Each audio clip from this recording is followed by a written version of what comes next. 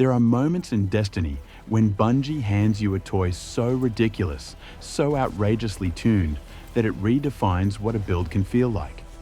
And this is one of them. I've tested a lot of setups in Edge of Fate, and somehow, each one keeps pushing the bar. But this Solar Warlock build isn't just another strong contender. It's an all-out power fantasy. You're raining down fire with massive AoE explosions, healing yourself and your fire team with every burst, and deleting entire groups of enemies while never breaking stride. The best part? This build makes you practically immortal, and it turns your team into a wrecking crew that never needs to stop moving. Welcome to Insightful Gaming. Today, we're diving into a brand new Solar Warlock build that fully takes advantage of the Edge of Fate Sandbox Overhaul. Everything from the subclass reworks, armor stat changes, exotic buffs, and seasonal artifact mods. This setup is fast, destructive, and absurdly survivable. We'll cover the exotic that transforms your Hellion mortars into screen-clearing firestorms, the weapon that heals on kills and spreads restoration to your team, and the tight synergy that makes this build feel like it never runs out of gas. Chapters are included, so you can jump to whatever part of the build you need. The Discord link is in the video description if you want to ask questions, share your own builds, or join the Insightful clan. We're growing fast and would love to have you on board. And if this build helps you crush content or makes you feel like a raid boss in your own fire team, drop a like, subscribe, and send this video to a Warlock main who needs to experience real solar power. At the center of this powerhouse is the new exotic gauntlets, Eunoia, which has completely transformed how Solar Warlocks can play. Its unique perk, Consul's Pitch, causes Hellion projectiles, those fiery mortars you spawn with class ability, to deal more damage the farther they travel. But it doesn't stop there. Once they reach peak distance, they fracture into multiple explosive shrapnel rounds that apply scorch in a wide area. With Edge of Fate's updated Sandbox, this interaction is now more than visual flair. Its lethal AoE control that clears entire waves, primes enemies for ignitions, and fuels your ability loop. But to fully unlock this exotic's potential, you need a weapon that keeps your momentum flowing and your team alive. Enter Red Death Reformed. This rifle isn't just a nostalgic throwback, it's your survivability engine. Every final blow with Red Death cures you and boosts reload speed. But once you slap on its catalyst, it gets wild. Final blows begin charging the weapon, and the next charged kill sends out a healing burst at your location and leaves behind a restorative remnant that applies restoration to anyone who walks through it. That's constant healing for you and your team, just from playing aggressively. Here's the kicker, applying restoration to allies' procs Ember of Benevolence, massively speeding up your grenade, melee, and class ability regeneration. That synergy alone turns every encounter into a cooldown battery. You're healing your team, boosting their survivability, and making yourself even deadlier in the process. To keep the engine running, we're pairing Red Death with Lost Signal in the special slot. This wave-frame grenade launcher rolls with auto-loading holster and demolitionist, making it perfect for quick ability kills and seamless weapon swaps. For your heavy slot, we're rocking His and Vengeance Time Lost with Envious Assassin and Bait and Switch, a DPS powerhouse for boss phases and tougher encounters. But if you prefer a different heavy, feel free to sub in your favorite solar-compatible launcher. This build revolves entirely around your solar subclass and the pure synergy it enables when layered correctly. Your primary super is Song of Flame, which transforms your Warlock into a walking conduit of ignition and support. You maintain full mobility while casting, enabling aggressive repositioning and on-the-move support. With this super active, you're generating ignitions, proxing your exotic's Hellion mortars, and chaining solar effects like a firestorm on legs. If your team composition calls for it, you can always swap to Well of Radiance.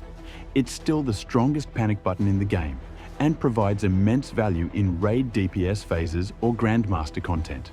Your Healing Rift is at the core of this engine. It fuels Hellion, activates key fragments, and ensures survivability in chaotic encounters. For melee, Celestial Fire is your best in slot, a ranged triple burst that reliably scorches enemies from a distance, triggering both Ember of Singeing and Torches. Your grenade is the high-impact fusion grenade, made even deadlier by Touch of Flame, which causes each throw to explode twice, melting mages, champions, and even bosses when timed with Radiant and other buffs. Speaking of aspects, you're using Touch of Flame and Hellion. Touch of Flame supercharges your fusion grenades into true mini-nukes, making every throw matter. Hellion, on the other hand, is the game changer. Every time you cast your Rift, you summon a Solar Hellion that launches mortar-style projectiles. Thanks to the Eunoia Exotics perk, Consul's Pitch, those projectiles deal more damage the farther they travel and eventually burst into scorching shrapnel, blanketing the battlefield in solar energy. To round out the subclass kit, you're running 4 powerful fragments. Ember of Torches makes you radiant with powered melee hits, immediately buffing your weapons. Ember of Singeing shortens your Rift cooldown every time you apply Scorch, which is happening constantly through Celestial Fire, Fusion Grenades, and Hellion Shrapnel. Ember of Benevolence is the build's cooldown accelerator. Anytime you grant Restoration or Radiant to allies via Rift, Red Death Reformed, or Hellion, your grenade, melee, and class ability cooldowns are reduced significantly. Lastly, Ember of Solace extends all those buffs, giving you and your team more uptime and less vulnerability. For this build, your priority stat should be Weapons, followed by Grenade. The new system introduced in Edge of Fate shifted how stats work. Weapons now improves reload speed, handling, and stability, all of which keep your gunplay smooth and efficient. Grenade affects how fast you can throw those high-impact fusion grenades, so keeping this high ensures you're rarely without one. On your helmet, use Harmonic Siphon to create orbs from solar weapon kills, Dynamo to gain super energy when using Rift near enemies, and Heavy Ammo Finder to boost heavy ammo drops in PvE. For gauntlets, run Bolstering Detonation to regenerate Rift energy when dealing grenade damage, Firepower to generate orbs from grenade kills, and Impact Induction to refund grenade energy when landing melee hits. On your chest, use damage resistance mods that match the activity. Concussive Dampener, Arc Resist, or Sniper Resist depending on the threat. Leg armor should run 3 Solar Surge mods, which boost your solar weapon damage while you have armor charge. Finish with your Warlock Bond, running Bomber for grenade cooldown reduction on Rift use, Outreach to regain melee energy from class ability use, and Reaper to generate an orb after a weapon kill following your Rift. This season's solar-focused artifact mods perfectly support this Warlock setup. From energy feedback to explosive crowd control, everything ties back into enhancing your uptime and utility. Start with Fever and Chill in row 3. It grants Radiant on rapid precision hits with solar weapons. This works beautifully with Red Death Reformed, giving you free Radiant procs during sustained combat. Next in the same row, take Elemental Benevolence. Every time you buff an ally, whether through Restoration, Radiant, or Cure, you'll regenerate class ability energy. Since Red Death's Catalyst and your Rift Pulse regularly heal teammates, this stays active constantly. In row 4, pick up Cauterized Darkness, which increases solar damage dealt to any strand or stasis debuffed enemy. It's a perfect boost in team content where those debuffs are common. Then from row 5, grab Radiant Shrapnel, which causes your sustained solar weapon damage or final blows on scorched enemies to emit solar projectiles that deal AoE damage and apply Scorch. This adds a layer of passive add clear to your weapon loop without any effort. Lastly, slot Shield Crust. While you're Radiant, and you almost always will be, this increases fusion grenade damage and shortens its cooldown, tightening your ability loop further.